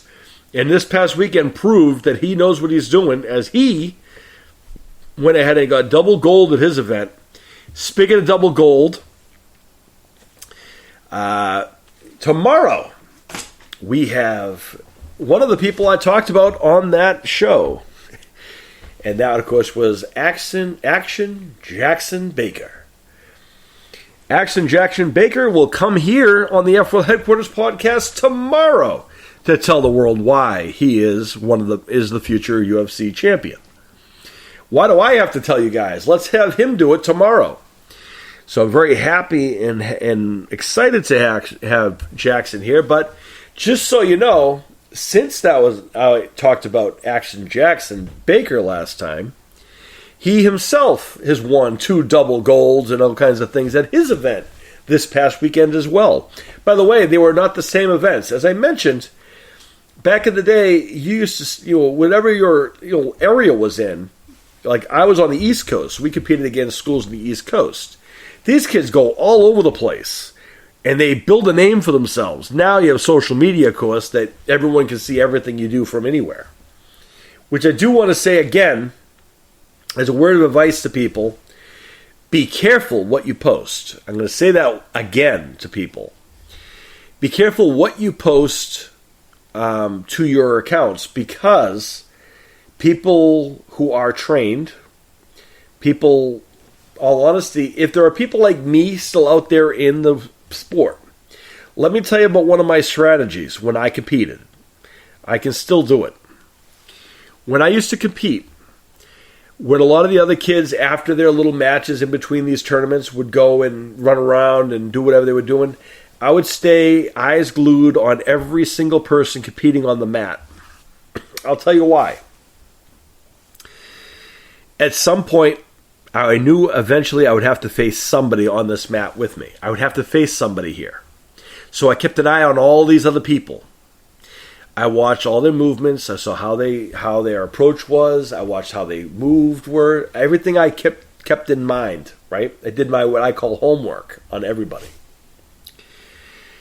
When we were going to a different school or a different training, excuse me, as I take a sip of my tea, 1 second. When we would prepare for a tournament, my sensei, because again, back then there was no social media in the 80s and the 90s. There was no social media. There was no, there was no email. There was none of that. You got your way. You earned your reputation by word of mouth. And also, you would have schools would have people record these events. And you would get those tapes. Or, trainers, coaches, or whatever. Senseis would get those. And they would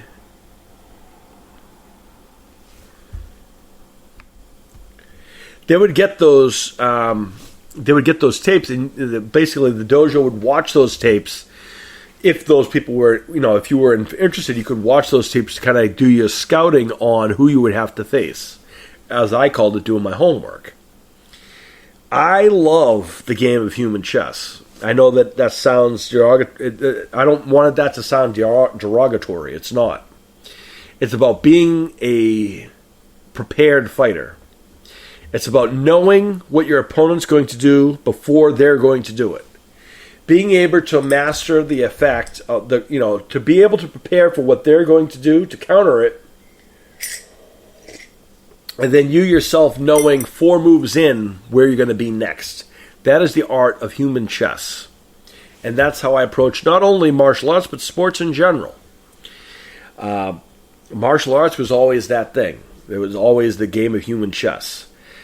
I watched every fight, because every match on that mat I would watch, because eventually I would have to face them.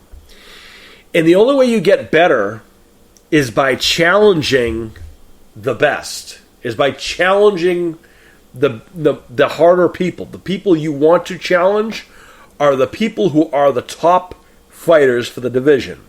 You don't get better by fighting the same person you fought 6 times. If you know you can already beat that person, it's a waste of time. You've already done it. You're not going to learn anything from that, and you're not going to add to anything because you've already been there and done that. You only earn your notches. You only become better by challenging the best in the next ones, right? I'm going to get back to to everyone else in a bit, but speaking of which, Dmitry Cherenkov. Dmitry Cherenkov, I mentioned, he's a Russian MMA star. He's out of the LA area.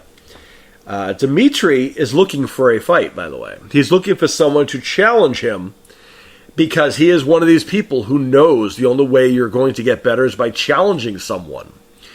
Currently, he's new to the whole combat world, the whole area in the United States. He is originally from across the pond, so to speak. He's over out of the might be Ukrainian.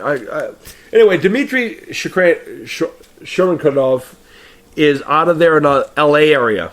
Hold on, I'm going to read this off for you. I don't want to disrespect him by butchering his poor name because he is a tremendous young man with a tremendous promise.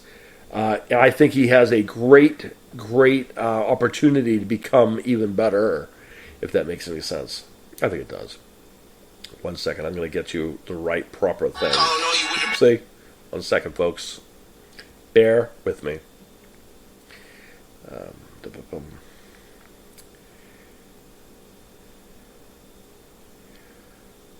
second. I'm going to spell his name out for you because he's looking for a competitor. So DmitryCherenkov. So that's Dmitry Cherenkov. I'm sorry if I'm butchering your name, guy. Anyway, this young man, he puts a lot of work in. He's looking for a fight. He's looking for a challenge. So he is trained in Muay Thai. I think he's also trained in Brazilian Jiu-Jitsu. He's got a lot of skill sets, and if you are someone who's looking for an opponent, go find DC_UFC_ on Instagram, and I'm sure he would be willing to face you. He is 10, and he is, again, looking for an opponent in the LA area. So if you are someone who is looking for an opponent, you need someone to face you, go search up Dmitry here and give him an opportunity. And I bet he'll give you a fight. So there you go. There's an old saying in wrestling, an old legend in wrestling used to use, which can be adapted to anything really. To be the man, you must beat the man. In all honesty, the only way you become better as a fighter is by challenging the best of the fighters. Tomorrow, Action Jackson Baker comes on here, and we'll talk to him about his journey in MMA and youth MMA.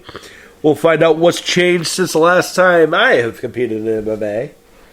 Well, for first and foremost, the name is changed. It wasn't MMA when I did it. But we are very proud and happy to invite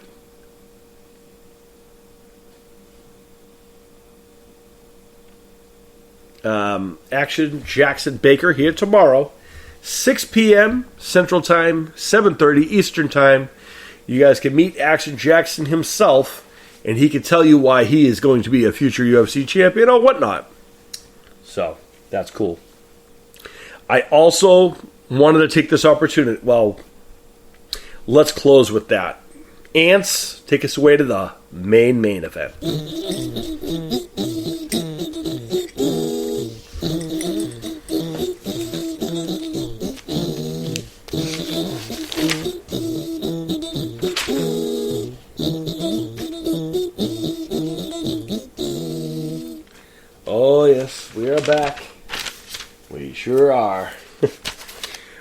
folks. This is going to be kind of cool.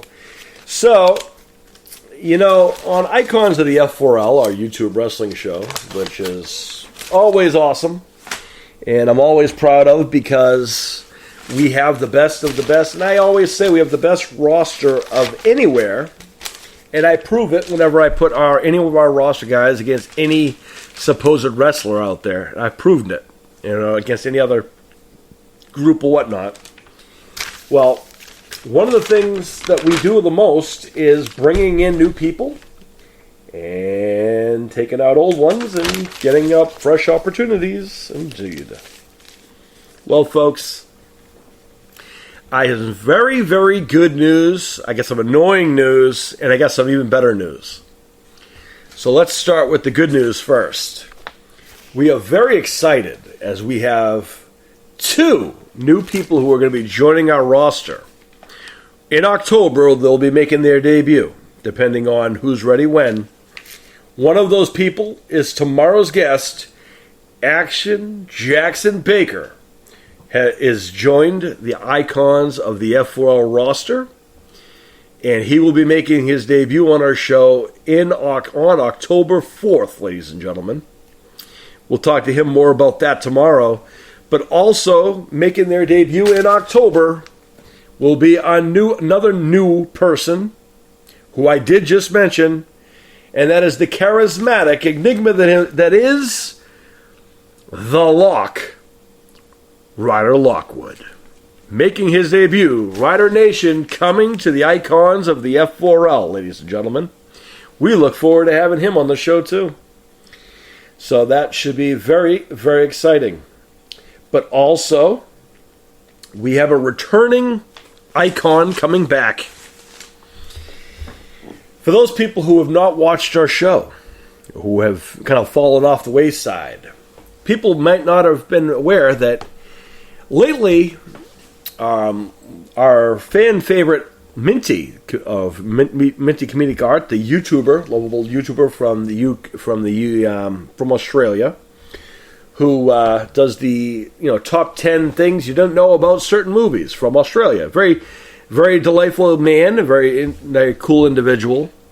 Well, Minty has been having issues with Sean Awesome and the Awesome Ones lately. And in October, Minty has said that he is putting together a team. I don't know who these teams are, but we do know one of the names of the people who is joining Minty in this endeavor. And we also were hinted on the last show as well, which makes me cringe whenever I think of it. We're very happy that we are going to be bringing back one of the original icons, someone who is part of the reason why teams like the Horror Connection, Fire and Ice, Heat Miser and the Snow Miser, the Hulk and the Thing, and numerous other people, the Star Wars crew, the persons who chased them right out of the door. He was very influential in that group. At one point, they were part of a faction known as OK Thank You. Well, now he's going to be making his return as a solo act, folks.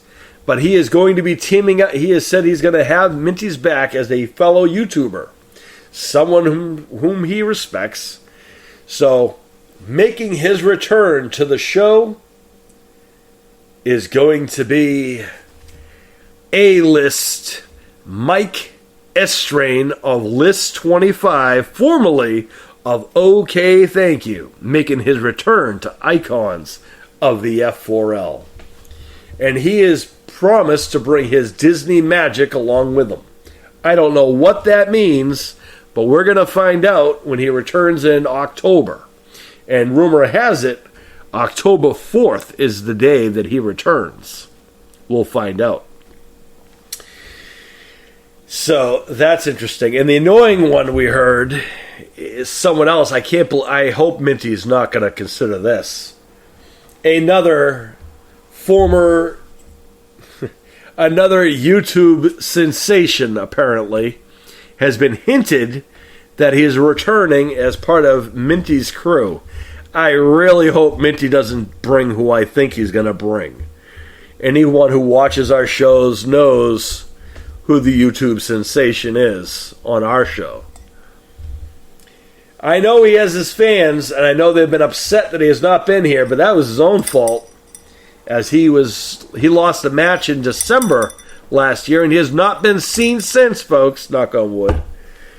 We're hoping that the hints are not leading the way, but Minty has said that the YouTube sensation has joined his little entourage to help him out with the awesome ones.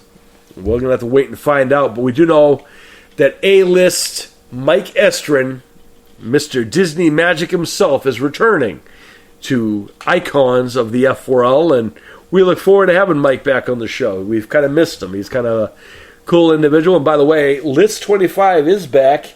Mike is over there, and you can see the man himself. You can also see Minty himself as well. So, there's that. And I announced the two new people.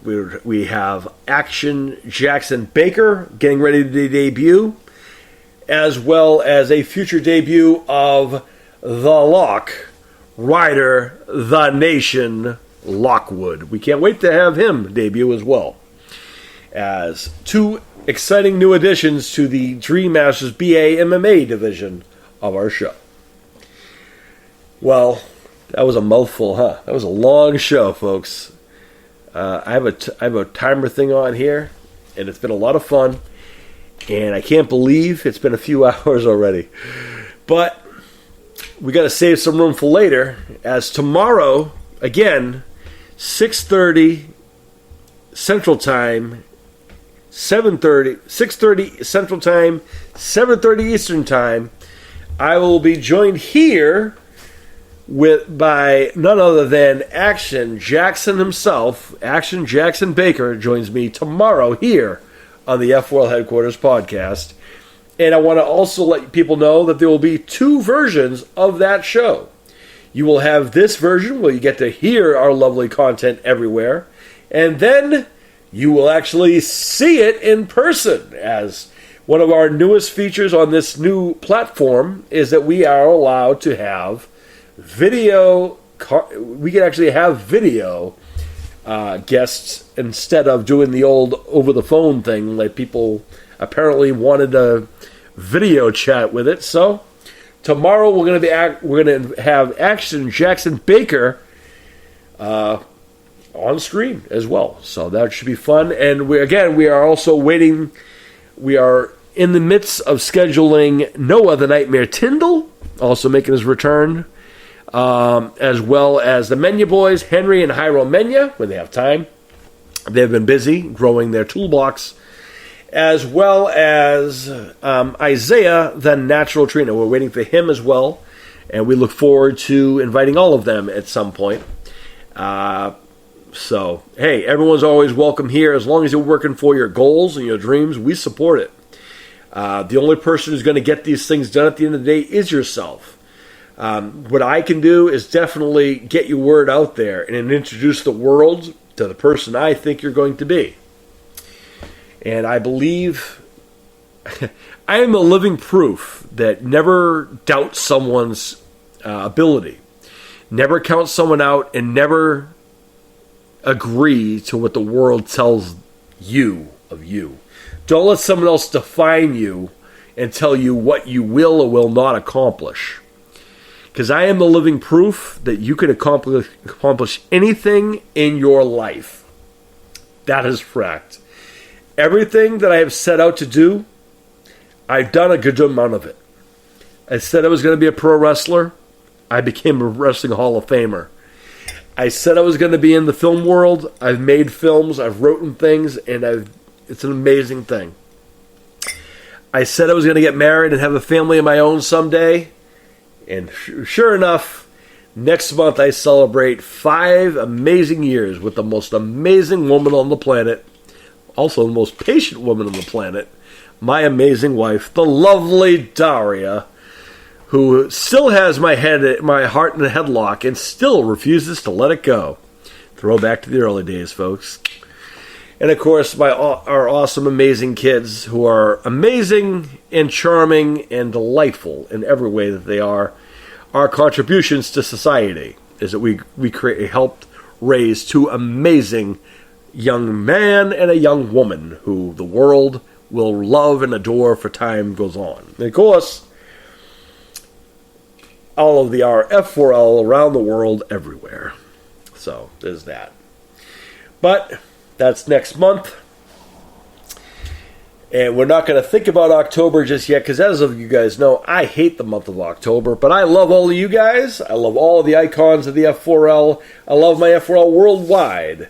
So for that being said, everyone, no matter what it is, what you're trying to do, go out there and get it done. Don't say it, do it. May all your dreams come true. Peace from the F4L Headquarters podcast. See you tomorrow, everybody. 6:30 Central Time, 7:30 Eastern. Peace, everyone.